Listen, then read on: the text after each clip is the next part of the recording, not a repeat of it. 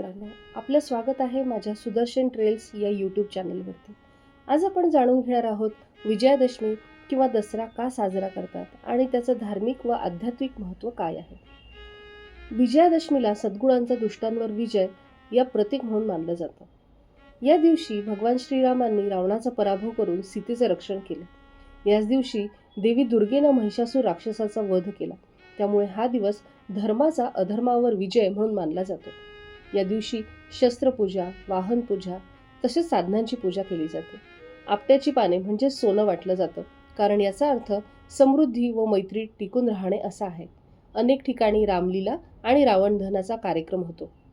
विजयादशमी आपल्याला शिकवते की कुठलंही संकट कितीही मोठं असलं तरी सत्य, धैर्य व श्रद्धा असेल तर आपण नक्कीच विजय मिळवू शकतो. हा दिवस आपल्याला नकारात्मकता दूर करून नवे संकल्प करण्याची संधी देतं. तर मित्रांनो, विजयादशमीचा हा पवित्र सण आपल्याला नेहमी सत्याचा मार्ग, सद्गुणांची ताकद आणि धैर्याची प्रेरणा देत राहो हीच प्रार्थना. आपणा सगळ्यांना विजयादशमीच्या हार्दिक शुभेच्छा. धन्यवाद.